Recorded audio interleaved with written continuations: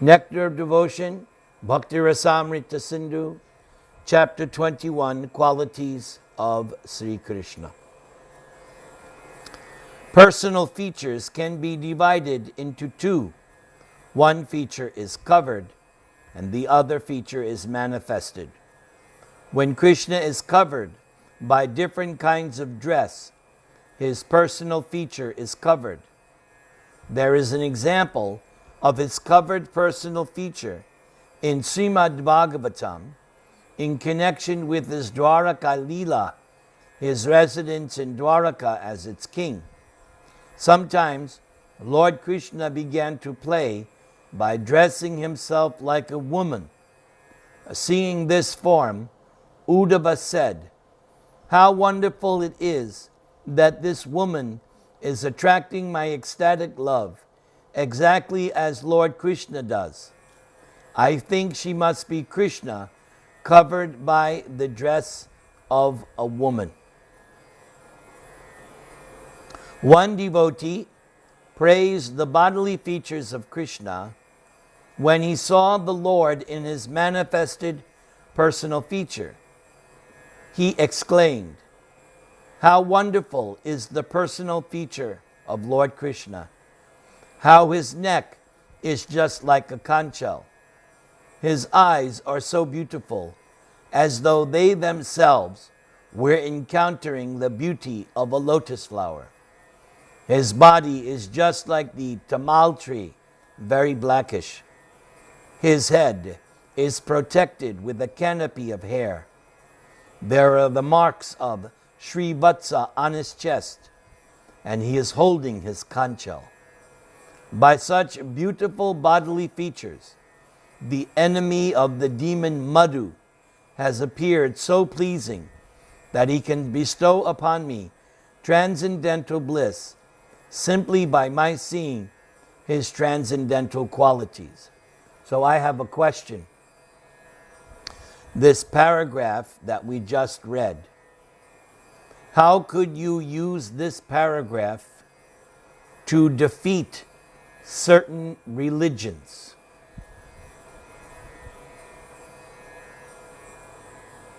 I'm sure you're aware. Anand, anything? You not come across anything that you can use this in counteracting some? It defeats, very good. It defeats impersonalism. Okay, so in your preaching, you're going to come across not just impersonalists, but particular religious faiths who will say that no one has seen God, or that he has no form, and we not supposed to worship a deity. So here, which separates our philosophy, no, here's an example of somebody who has actually seen God, and not only that, we can give a definitive description. Okay, here is a definitive description. In other religions, they don't have it. They may believe in God, but they cannot give you a definitive description. Even the Mormons don't have that? I don't think they have a definitive description of what God looks like. As far as I know, we're the only ones that have a definitive, detailed description. So if that argument ever comes up, here is one analogy. Shall we continue? Welcome to the club. Hare Krishna, Hare Krishna, Krishna Krishna, Hare Hare, Hare Rama, Hare Rama, Rama Rama, Hare Hare.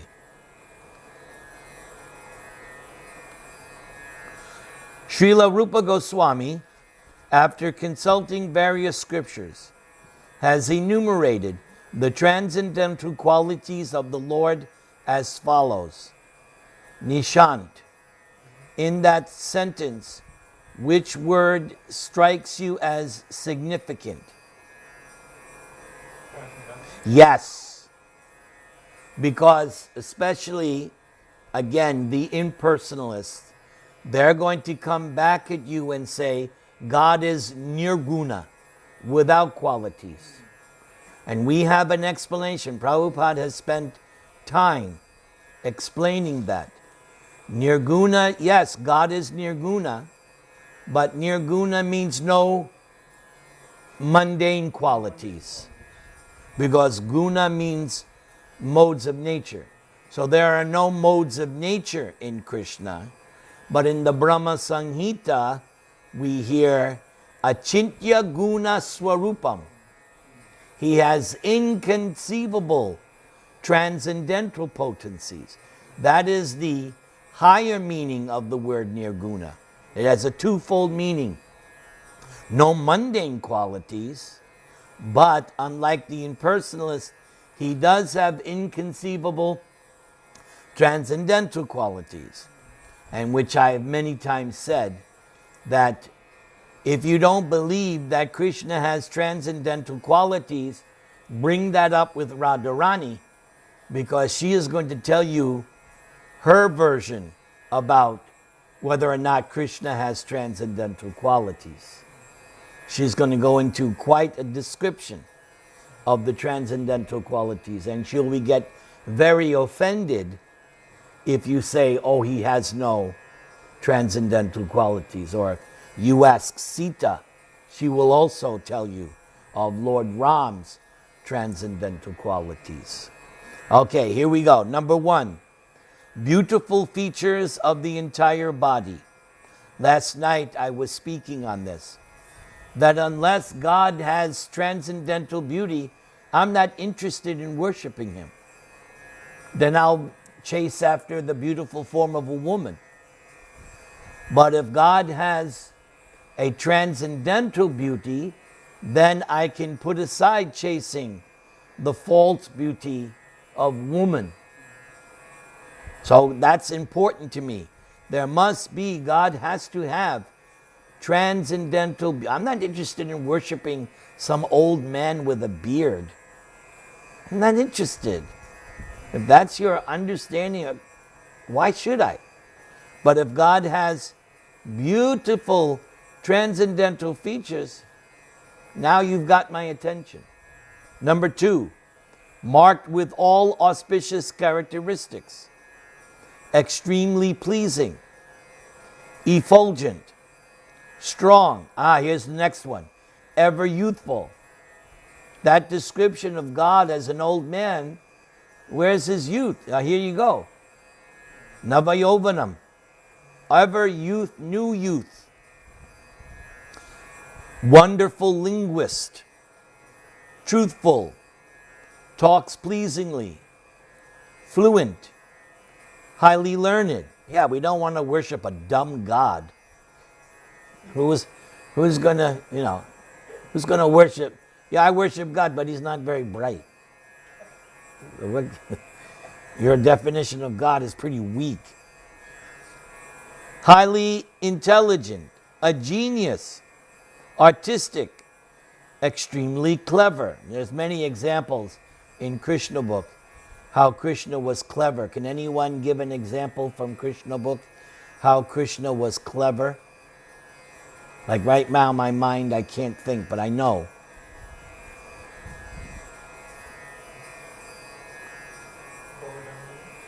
How was he clever in Govardhan Leela? Explain your position. He told him not to worship Indra and told him to worship. So you would say that's an example of clever. Anybody else have an example of Krishna being clever? Here's the one I'm just now thinking. When he wanted to marry that one queen, and the father said, well, if you want my daughter, then you have to tie up these 7 bulls. And anybody else who tried before, the bulls killed them. So what did Krishna do? Expanded himself into 7 tied up the bulls. But I know there's hundreds and thousands. Anybody else have an example of clever Krishna?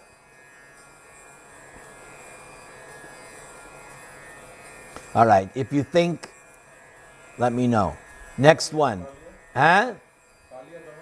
Explain how he's clever. That he not only conquered him by dancing over him, but he took him and threw him out of that area where he was praying for. Okay. Clever that, and he threw him out somewhere else, which was Garuda's ring or something. I forgot that part. Prabhupada said that he went to Fiji. Fiji, yes. I can't speak further on that. So that was the reign of Garuda, right? That's why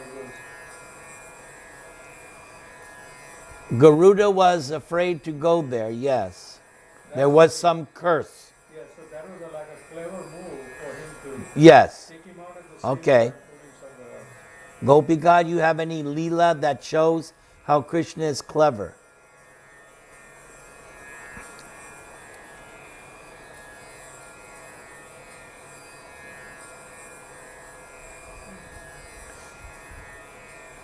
All right, if you think as we go on, let me know.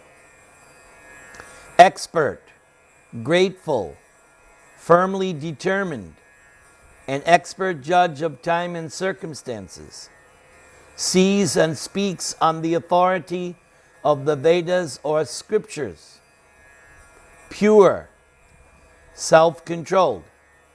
So pure has two aspects.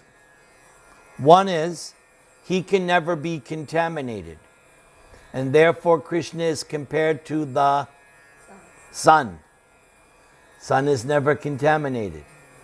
And the other aspect of pure is not only does he never become contaminated, but any contaminated thing that comes in contact with him then becomes purified. Okay, next. Self-controlled, steadfast, forbearing, forgiving, grave, self-satisfied. That's another one.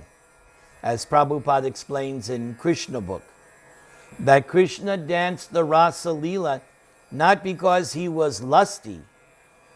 He did the Rasa Leela. Why? Why did Krishna dance the Rasa Leela? Yes, to satisfy their desires. Not that he was lusty. And Prabhupada says he's aptakama, aptarama, he's self-satisfied. He doesn't, even in the night of the Rasa dance, he told the gopis, I don't require anyone's love. A man requires the love of a woman requires the love of a man. I mean, there's a billion songs in the United States of America. It's been going on for ages on that point. They're still singing the same old song. I miss you. But Krishna's not like that. He told the gopis, because the gopis asked him, which is the best kind of lover? And he said, well, those who love because somebody loves them, that's business. He said, real love is the parents for the children. That's, you love your children, you're not expecting anything. You serve them from the beginning. From the beginning. You just do it. So many nights, Gopika was up late at night because you boys got sick when you were babies. And she was up late at night. She didn't ask you, okay, now, Nishant, now you're a doctor. I'm going to give you a bill for all the stuff that I did for you. That's happened. One of these athletes who became rich and famous, the mother said, here's my bill. She was the joke. No, that's serious. This happened this year. It was all over the news. She gave the bill. I did all this stuff for you on the way up. Payoff time. I want my new house. It's true. Cleverness is the Brahma Vimohan Leela. Excellent. That's an excellent. Please explain. Very good. Please explain. So, like when Brahma tried to fool Krishna by stealing his friends and cows, then Krishna said, like, you can't fool me, and then he expanded himself to the millions of cowherd boys and calves, exactly same looking the original one. This is the best example of clever yet. Excellent. Very nice. Keep churning. If you come up with a very nice Gopika. Explain. Basically 2 birds with 1 stone. Go ahead. Right? So he killed a demon and he fulfilled the doom with Muchukunda at the same time. Yes. Yes, he that's how he killed Kalayavana. Yes, because he knew Muchukunda was in the cave. So by leading him into the cave, Muchukunda killed Kalayavana, and then he Benedict. Very good example. Good.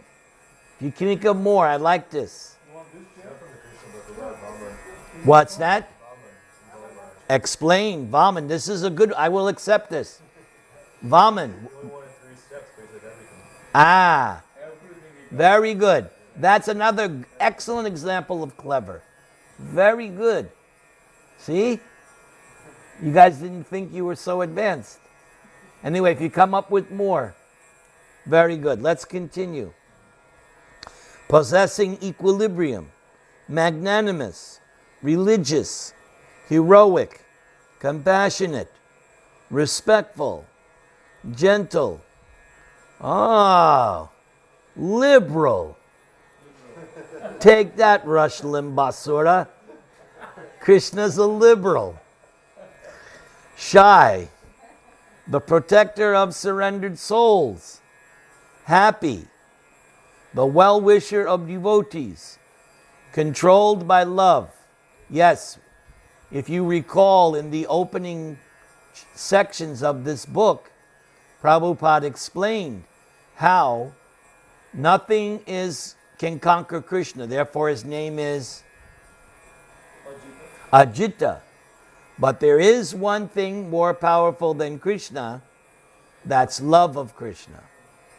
My example would be when he was hiding from the gopis in the bushes, he manifested 2 extra arms.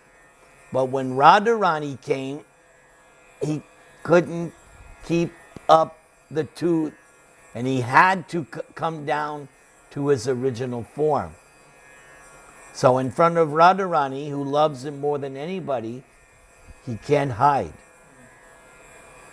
All auspicious, most powerful, all famous, popular, partial to devotees, very attractive to all women. Yes, in that one chapter of Krishna book, it is explained that the Aborigine women in the forest would take the dust of Krishna's lotus feet from the forest and smear it on them to relieve their lusty desire. And they felt actual satisfaction. Same with Kubja. Kubja had a lust to enjoy Krishna. So Krishna just allowed her to put his feet on her chest, and that was enough to satisfy her lusty desire. All worshipable, all opulent, all honorable, the Supreme Controller. Supreme Controller reminds us of how, as Super Soul, he's controlling all the activities of this material world. As the Super Soul in the heart, Garbhodakashaya Vishnu is the Super Soul of the universe, and Mahavishnu is the Super Soul of the entire cosmic, all the material universes. The Supreme Personality of Godhead has all these 50 transcendental qualities in fullness as deep as the ocean. In other words, the extent of his qualities is inconceivable. As parts and parcels of the Supreme Lord, the individual living entities can also possess all of these qualities in minute quantities, provided they become pure devotees of the Lord. So there you go. That's why we are not God. We have the qualities, but minute. In other words, Donald Trump says he's worth 10 billion. I got a couple of thousand. We both have money, but one's got a lot more. So when it comes to wealth, nobody has more wealth than Krishna. I have a question, Guru. Yes. So all these good qualities are there in minute form in all individuals. So what about the bad qualities that people have? Where does that come from? That also comes from Krishna in the sense that nothing can exist separate from Krishna. So if you read when Lord Brahma is creating the universe, you'll see in the third canto how irreligion is his back, religion is his front. So irreligion is the back, and how even Brahma creates sometimes nescient act. And the first thing that Brahma creates is the 5 nescient activities. So through Brahma, the bad qualities are instituted, but Brahma is only empowered from Krishna, so it's not directly from Krishna, indirectly from Krishna. Okay? Does that answer your question? Because nothing can exist independent of the absolute truth. And that's why even if you see a bad thing in Krishna, because he's absolute, that bad thing is actually good. In human society, illicit sex is abominable. But Krishna is having illicit sex every night in the spiritual world. Okay? So in the absolute realm, what we would call bad, or your favorite Damodar Leela, stealing is not good. And if you remember, prior to Damodar Leela, what were Balaram and Krishna doing? Not only were they stealing the yogurt, they were pinching the babies and making them cry, and in some houses passing stool and urine. That's not good. Okay? But because it's the absolute, seemingly, or Stealing the garments of Kamsa. oh, yes, that incident of stealing the clothes of the gopis, that is very bad, what Krishna did. That's one of the heaviest, for me, one of the heaviest pastimes. That's why I will never discuss that pastime in public, because you're opening a can of worms with that one. That you're asking for trouble there. Okay? But we understand it because it is taking place on the transcendental platform. So yes, you could say the bad qualities are when it is pervertedly reflected in the material world. And in the material world, our concept of good and evil is relative. In some religions, you're allowed to eat meat. In the Sattvic religions, you're not allowed to eat meat. So in the material world, everything is relative. And that's the problem right now. Some people think this rebel flag is good, and other people find it offensive. Everything in this material world is relative. All right, everybody chant the Maha Mantra. All right, let's continue. In other words, all of the above transcendental qualities can be present in the devotees in minute quantity, whereas the qualities in fullness are always present in the Supreme Personality of Godhead. What's that? Yes. The sentence before it says, provided they become devotees of the Lord. Why does that clause there? Because can't No, the qualities are there, but they're not manifested unless you become a pure devotee. Like all souls have this ability, okay? Read it that way. Constitutionally, all souls have these 50 qualities, but they may not be manifest until they become a devotee. So that's why you'll see people, they're a mix. You meet anybody, he's got his good things, he's got his bad things. When you become a pure devotee, now all of these 50 qualities shine forth. The bad qualities have all been transformed into good qualities. Okay? That's the context. What? I would argue that wouldn't everybody already have all 50 of these qualities to a certain extent already? They have them, but once you come to the material world, depending on your association and contamination, you may not manifest them. Okay, for instance, one second. Let's take Ravana. Okay? Ravana is one of your original demons.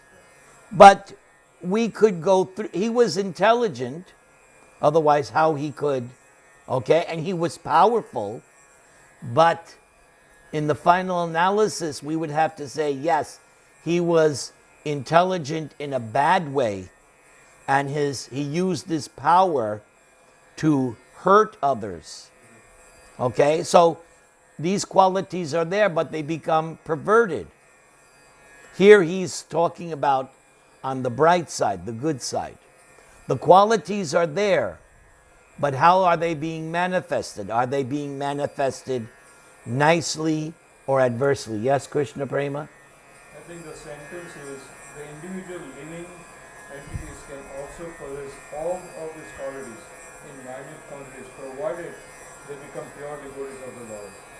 So there are two things I wanted to ask you, and a comment was that even if they are not pure devotees. For example, somebody that I know who's like a CEO of a company, McNerney, our Boeing CEO, when he spoke, he exhibited certain kind of authority, certain kind of intelligence.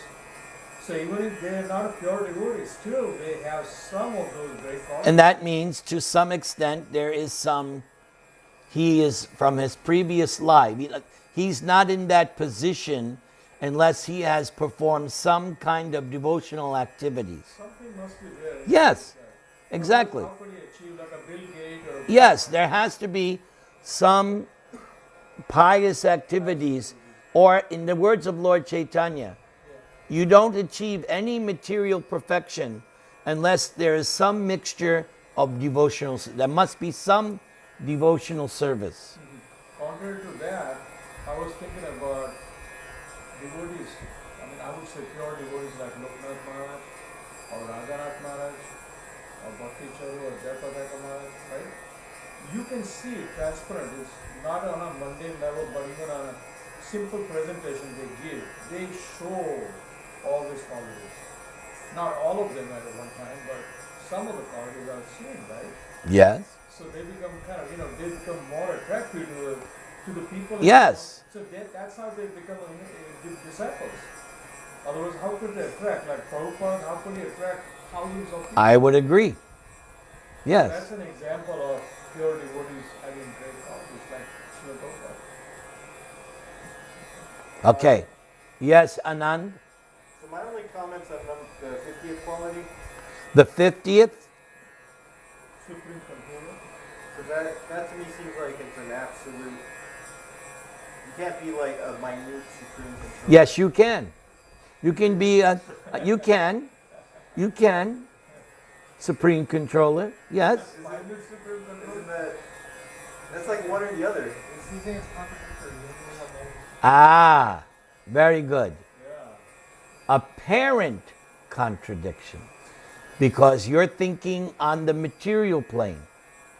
But once you are able to actually grasp the elephant on the dish, then you will be able to understand that seemingly contradictory things are possible on the spiritual level. Okay? As yes, if you're going to stay from the material aspect, I would agree. It doesn't seem possible. But once you actually glimpse the transcendental platform, then it's not a problem. And that's why many times I have said, if you want to understand our philosophy, then you have to be able to imagine that it's possible that an elephant can sit on this kartal. Or that other story when Narada told the Brahmins Narayan was threading an elephant through the eye of a needle. And because they were on the material platform, they said, Narada, go away. This is stupid. Whereas the simple cobbler, because of his pure heart and must have been on the transcendental platform, he had no problem accepting that Narayan was threading an elephant through the eye. And then he said, look at this banyan seed. In this seed is a whole tree. So he had some kind of transcendental vision. Fair enough? Plausible? Okay. As parts and parcels of the Supreme Lord, the individual living entities can also possess all of these qualities. We already read that, sorry. Besides these, there are other transcendental qualities which are described by Lord Shiva to Parvati in the Padma Purana and in the first canto of Srimad Bhagavatam in connection with a conversation between the deity of the earth and the king of religion, Yamaraj.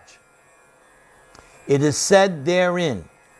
So first of all, if you recall in first canto, that the king of religion took what form in this conversation? And Mother Earth took what form? Do you recall? Yes.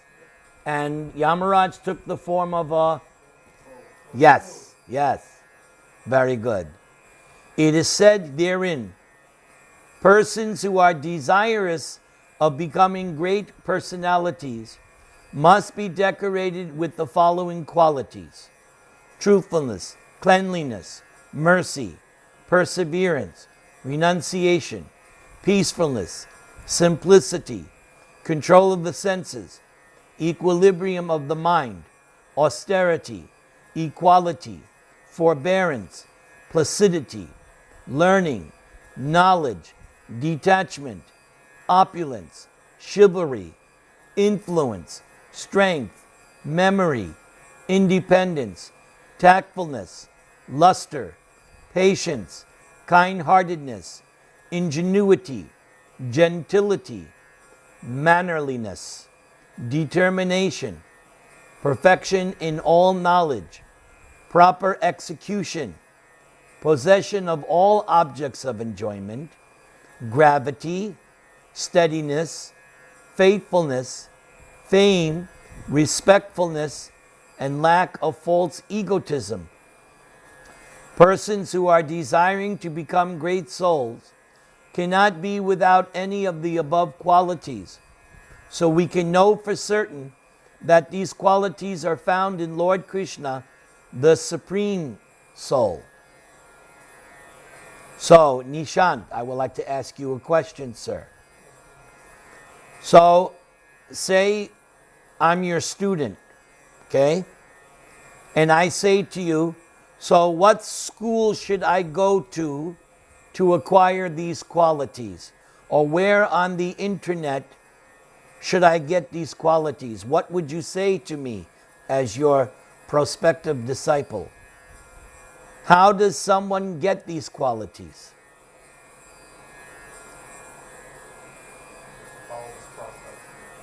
So that process is known as exactly. By the execution of bhakti yoga, these qualities, because they're already there, they just come out. Like, if I wanted to be a doctor, it just doesn't come out. If I chant doctor, doctor, doctor, doctor, I'm not going to become a doctor. Because you have to go to school, you got to be trained. But in terms of bhakti, just by chanting purely, these qualities will, even just by chanting, if you're able to chant nicely, apart from anything else, you will gradually manifest these good qualities by nice chanting. Yes. What is the meaning of placidity? Placidity means you're very calm, placid. You're not easily agitated. You're cool. You know, it's like, and we see that with Krishna. Even sometimes he's fighting a demon, he's nonchalant. Okay, sometimes he gets into it, but sometimes it's like, or I'll show you an example of some of the qualities. At the Rajasuya, Shishupal was blaspheming him. There was no reaction on the part of Krishna. Or in the Daksha Yagya, when Daksha was criticizing Lord Shiva in front of everybody, Lord Shiva didn't say, if tomorrow in New Dwarka temple, somebody starts saying, you know what, Subhas is like this, blah, blah, blah. I don't think he's just going to sit there. Maybe he would. Maybe he would. But you could imagine the tendency will, you know, I mean, but true for anyone. Even Krishna says the hardest thing is to tolerate somebody's abusive verbal. It's very difficult. Krishna recognizes that. It's mentioned, I believe, in the Uddhava Gita. You know, it's not easy. So, I mean, I just got a phone call the other day from a devotee, and he was saying that I know these both devotees, and one devotee is publicly criticizing this other devotee, and he's doing everything he can not to, you know, physically react. It's hard. It's not easy to do that. What? Question on this. Were you practicing bhakti yoga to be a great personality, be a bad reason to practice bhakti yoga? What's that? Were you practicing bhakti yoga to be a great personality? Again, because bhakti yoga is absolute, regardless of the motive, you get purified. And the example is Dhruva. Dhruva began bhakti yoga with a material intention. But after meeting the Lord, he then realized that his intention, he actually condemned himself, that I had a bad intention. So the process, and this is an important point, apart from any other kind of religion, what makes bhakti yoga unique is that your intention doesn't matter, because the process purifies you. Even if your original intention is bad, the process is so powerful, it purifies you. And well, any item of devotional service, any of the 9 items of, if you perform them, even with a bad intention, if you do it, eventually you will become purified. Is there any, I know there's no answer to this, but what's your opinion about how long it takes? That depends on several things.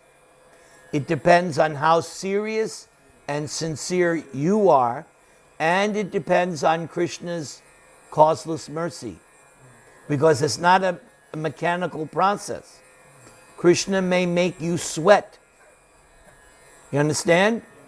But the devotee's attitude, like Rukmini, when she wrote her letter, said, even if I have to take 100 more births, I don't care. I want you as my husband. So that's the devotee's attitude. And the same thing that was that example of Lord Chaitanya. Mukunda, one of Lord Chaitanya's associates, was associating with Mayavadis. So Lord Chaitanya, to set the example, told his associates, I don't want to see Mukunda. He's hanging out with the impersonalists. Tell him I don't want to see him anymore. Don't allow him.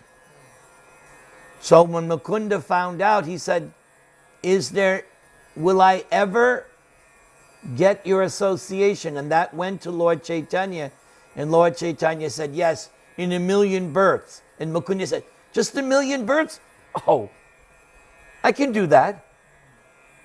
That's a devotee's attitude. Okay? It's unconditional. There's no condition. Okay? Can we continue? I love your input, by the way, and your questions. I like it. Besides all of the above mentioned 50 qualities, Lord Krishna possesses 5 more, which are sometimes partially manifested in the persons of Lord Brahma or Lord Shiva. Operative word? Partially. Right. These transcendental qualities are as follows: changeless, all cognizant, ever fresh, Sachidananda, possessing an eternal blissful body, possessing all mystic perfections. Krishna also possesses, okay, now Anand, I keep thinking about your point, how it seemed to be a contradiction. So, our whole process, if you think about it, we are worshiping material objects and saying that this is God. Now, unless you can accept the spiritual energy and how it works, we're worshiping idols according to everybody else. We're worshiping idols. That's what they think. But because we're able to accommodate the elephant on the dish, you guys aren't worshiping idols, you're worshiping God. You have accepted the premise that God allows himself to be worshipped by these acceptable forms. So simply on the strength of Krishna's word, we are accepting this. We can't verify that. Of course, there are the stories of Sakshi Gopal, but again, somebody's going to say, well, that's just written in some book. But scientifically, we can't verify that. Can we? There's very little in Krishna, even the belief in God. You can't verify it. There's no way. Even Prabhupada in Bhagavad Gita says, there's no proof of the existence of the soul or God other than through Shastra. You can't prove it. If we could, that would solve all the problems of the world. But even still, another argument, when God was here 5,000 years ago, still not everybody accepted him. Krishna was walking here on earth. Dhritarashtra didn't, he was like confused. I think he's God, but I don't think he was like, and that was one of the questions he asked Sanjaya.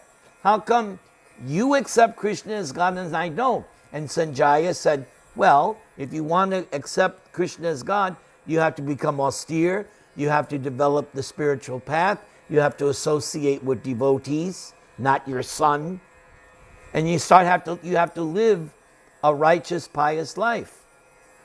God is not cheap that he shows up on, some late night TV show or shows up at the halftime on here I am. Even if he did, some people will not accept. So, 99.99% of our philosophy is it's not verifiable. And another example I give is that, nobody can verify when I'm fully satisfied with paneer sabji. I know I'm satisfied. Hare Krishna. Right? Or when you love somebody, you can't scientifically verify, okay, they're in love. No. That's between the two persons. It's not something quantifiable. Okay? The problem with modern man is he wants to reduce everything to some kind of measurement, calculation. No, that's not what life is. It's not. So many things in life are not verifiable, quantifiable, test tube. Okay?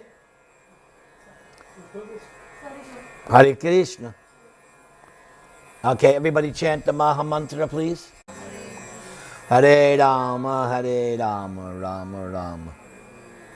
Besides these 60 transcendental qualities, Krishna has 4 more which are not manifest. Oh, did we do this? We didn't do the other one. Sorry. Yes, thank you, Nishant.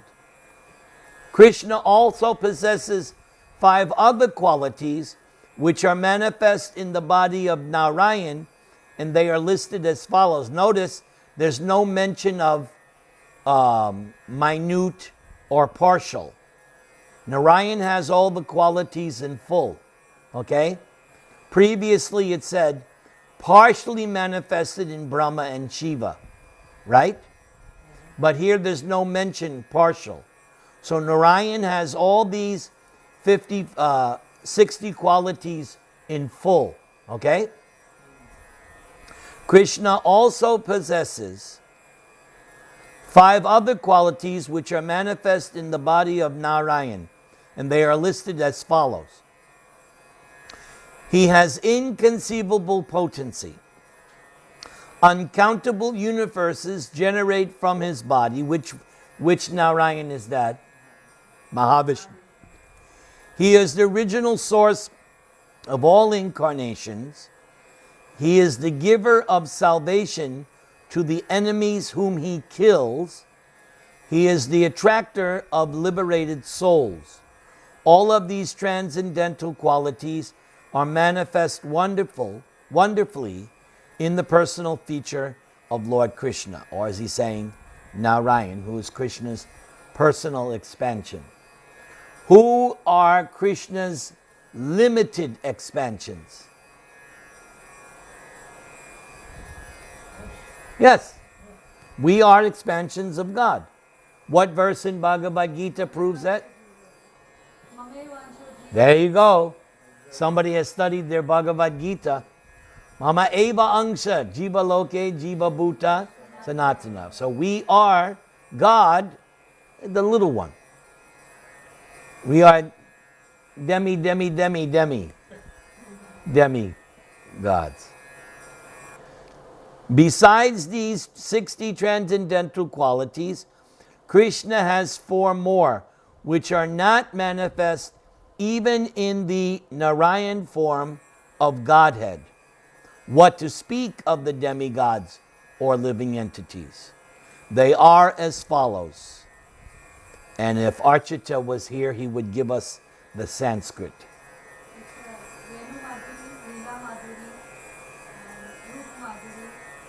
Wow. Very good. Number 61. He is the performer of wonderful varieties of pastimes, especially his childhood pastimes. 62. He is surrounded by devotees endowed with wonderful love of Godhead. 63. He can attract all living entities all over the universes by playing on his flute. And 64. He has a wonderful excellence of beauty which cannot be rivaled anywhere in the creation. So we read in the 50 that there's beauty, but Krishna's beauty is even greater than that of Narayan. Evidence being the gopis. That pastime, when Krishna manifested those 2 extra arms, the gopis paid their obeisances. That Narayan form did not evoke the conjugal rasa. When the gopis saw Krishna as Narayan, immediately the mood changed. Pay obeisances like that.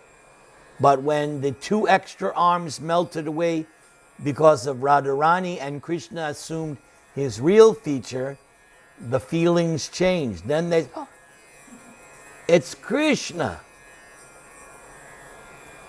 Adding to the list these 4 exceptional qualities of Krishna, it is to be understood that the aggregate number of qualities of Krishna is 64.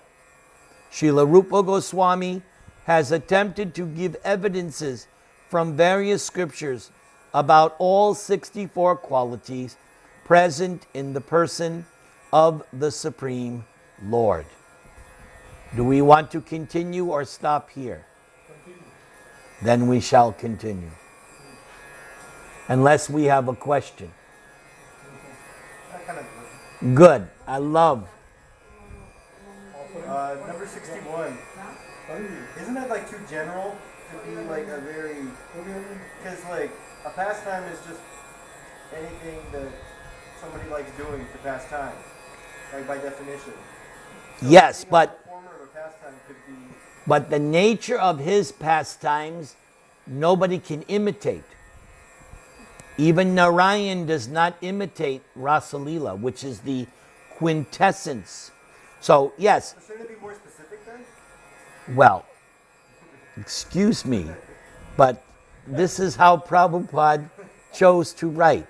When you write your book, you can write it too. And if somebody questions me about your book, I'm going to say, hey, that's the way Anand wrote his book. Give him some space. Okay? Can it be like Anand is the only person who can perform Anand's pastimes? Like, Yeah, that's kind of what I'm getting at. It's not essentially what unique. it's saying. Like No, Krishna can perform your pastimes if he wanted to. It's more like non-imitable. It's just a translation. The Non-imitatable. Not, yes, that's what I was saying. yeah, Non-imitatable. Another question. Okay. Sanskrit word lila, right? It's a lila word. Yes. Sanskrit word is lila. Yes, they know that. They're aware. Yes, For 63, couldn't Narayan learn how to play the flute? he doesn't though. No, that's for Krishna. No, because that ruins the mood. Narayan is majestic. That's not what Narayan does. Isn't he surrounded by devotees though? Yes, but when it says surrounded by devotees endowed with wonderful love of Godhead, meaning spontaneous love of Godhead, and they don't even care if Krishna is God. Those who are worshiping Narayan have the conception, oh, this is God. The residents of Vrindavan, God, who cares? We just love Krishna. And these devotees have this spontaneous love. And the degree of their love is, and also, most of the devotees in Vaikuntha don't have the intimacy as the Krishna devotees have. Like, you're not going to go up to Barack about, hey, Barack, how you doing, man? Let's play some hoops. There's a lot of distance. Whereas with Krishna, he's wrestling with the cow. Where do you read the pastimes where Narayan is wrestling? The king doesn't do that. It's all very proper and regal and opulent and royal, and there's not intimacy. There's intimacy between him and Lakshmi, but the rank, again, with Lord Ram, there's not much intimacy. Just a few devotees. Lakshman has some intimacy. Maybe Hanuman, but Hanuman is, okay? So we're talking about closeness, intimacy, and the barriers are torn down. Yes. I have a question about this 64 quality, the wonderful excellence of beauty, which cannot be rivaled anywhere else in the creation. But other forms of Krishna, other incarnations, they're also very, very attractive. Yes, it was mentioned. It was already mentioned. And, well, we read it. It's somewhere. There's, Okay. Like a Vaman Dev. yes, it's not that the Vishnu form is ugly. No. No, that was already mentioned. But this is super beauty. This is extra, yeah. Extra. He has a wonderful excellence of beauty. Okay? Even, in other words, perfect, most perfect. So Krishna's, the form of Krishna is even more beautiful. Okay? Some devotees are attracted with Ramachandra, some devotees are attracted with Vamanadeva, Yes. some are attracted with some other Matsya. Nusringa, like last night, Right. there's a devotee. So how do you relate then that the devotees don't see that quality in Krishna? Is that No, because of past devotional activities, they have developed that attraction. or why don't they get attracted to Krishna like we do? So are they at a?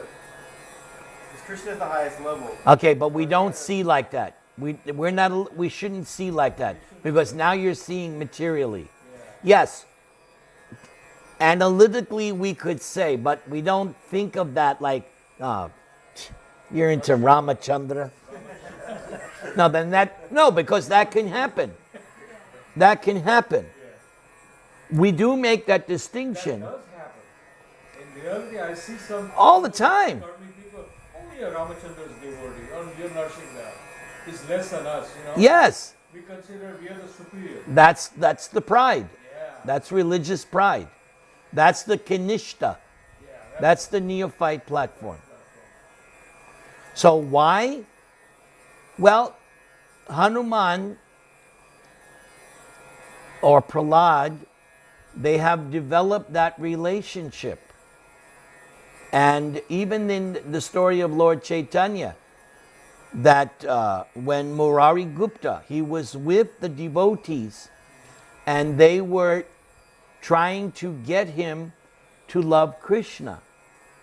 But one night he broke down, he couldn't sleep. And he went to Lord Chaitanya and said, I'm sorry. I know all of you, you're worshiping Krishna. I've heard all about Krishna, but I can't give up my love for Ramachandra. And then Lord Chaitanya said, that's beautiful, because you're actually Hanuman.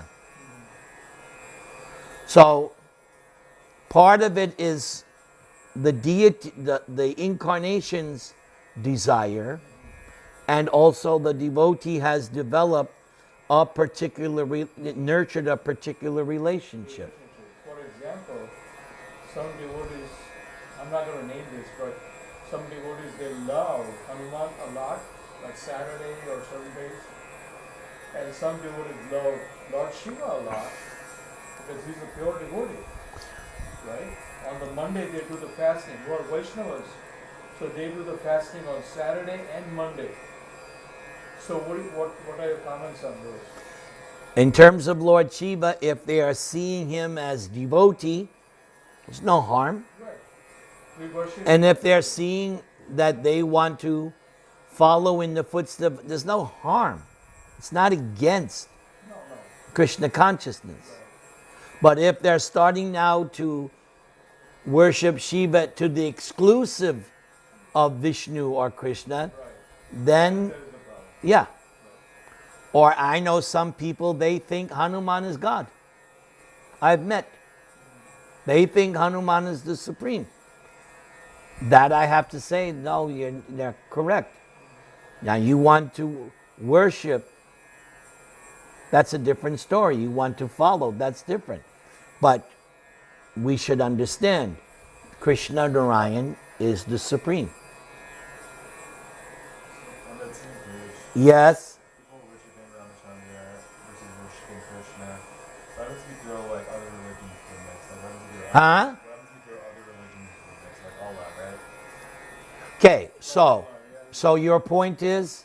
So when we're preaching to Muslims and they're saying they're pure devotees of Allah, should we let them be pure devotees of Allah? Okay, when you're talking about preaching, Yeah. preaching is in the eye of the preacher. So you have to ask yourself, what is my objective with this person? Only you can determine that. So if you want to just make friendship and you don't want to preach, but you just want to make friendship, yes, encourage that person to be a strict follower of Allah. That's good. Or if your vision is, I want to somehow bring this person to a higher perspective, then how you do that, that's up to you. But is it a higher perspective, right? Because we can't view Ramachandra Bhakta as a lower perspective than Krishna. Well, now, okay, but now we're talking about preaching. Once you start talking about preaching, you must make distinctions. So you must be able to discern that this is higher. So first you have to determine for yourself what is the highest platform. And then once you know that, I'll give you an example. Several years ago, Shekhar Agarwal's daughter had a Muslim friend. And that friend was being cursed by relatives.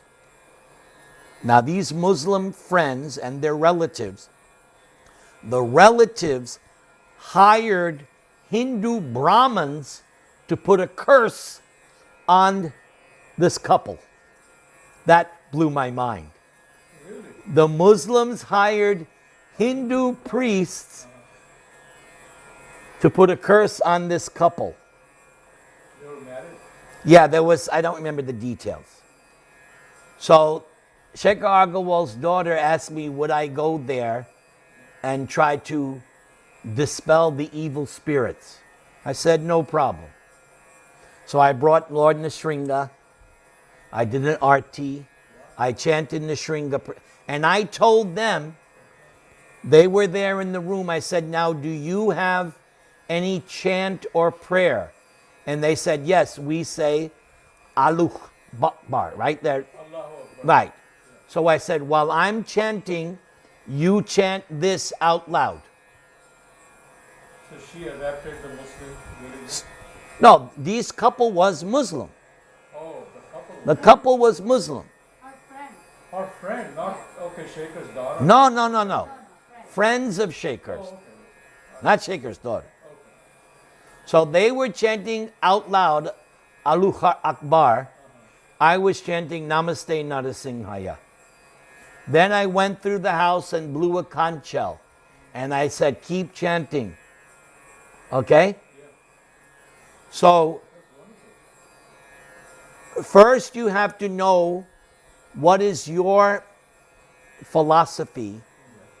Because preaching means you're seeing, you have to, if you don't see a distinction, that means you're on the Uttama Adhikari. Uttama Adhikari says, everybody's advanced, I'm the most fallen.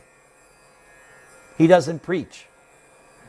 The second class devotee has to make distinctions. Here's devotees, here's more advanced, based on knowledge of the scripture. Okay? Which is what, like I said, if you just want to make friendship, then you're not going to go into, hey man, your Quran is full of crap. And you know what? And you know, you guys, all you do is kill people. You know, that's not how you preach. Right? So, what the first level is make friendship. Making friendship means, yeah, I'm glad to see that you are a staunch follower of your religion. You know, provided they don't attack you. Okay? Going back to the, you can pay people to give to their person. Is that? It's being done all the time. Really? Wait, so yeah, the point on that. So a Muslim family paid a Hindu Priest. witch doctor Yes. Yeah. to curse Yes. a Muslim couple. Yes. Why didn't you just find a Muslim like witch? That's what I want to know. But It's hard to cure. It's like a different strain. no. My conclusion is, I guess they respect that the Hindus know how to curse better than Muslims. Okay, I was just clarifying. Yeah, I mean, I was like, they told me this. The couple told me this. I got baffled there because I didn't understand the context. I said, one of them must be Hindu? Yeah, I thought one of them was Hindu too. That's what I was thinking. No, it's Muslim, Muslim, Muslim, Muslim. Oh. I mean, if you were to judge the efficacy of the curse, though, do you think there was actually a curse, or would you? Well, they felt there was because all this kind of stuff was happening in their house. Yeah. What about now? Well, afterwards, they told me things were a little better. Wow, damn, actually. So, Did you leave a nursing there? no. I did Ganges water, blew the conch. Very nice. So, one question I had. While I was preaching the other day, doing the book distribution, met the Muslim kids in the Fullerton College. So they appreciated, I was giving out the books, so they appreciated that. But then there was another Muslim kid who came down after a little bit, and then he says, "Oh, no, I don't want your book. I have a better book than this." I said, "Okay, fine." I said, "What's your book's name?" I asked him. He says, "Quran." With all pride, I said, "Great." I said, "Do you follow Quran?" He says, "Yes." I said, "Congratulations." I said, "Follow." I said, "This book will even help you to become a better Muslim." Excellent. So that's what I gave him. Excellent. He still didn't take it. Of course. So now now you know what he is a neophyte. Yeah. Neophyte Muslim. Because if he was not neophyte, He would he would not reject. he would not. He's a neophyte. The other two kids took it. Yes, so they're not fundamental. Right. Yes, Neil Kamal, I see you thinking of something. I am. Okay. All right, I think we should stop here. You should? Okay. Yeah. All right. All right? I can do offering now? Yes. Okay. Thank you so much. Jai.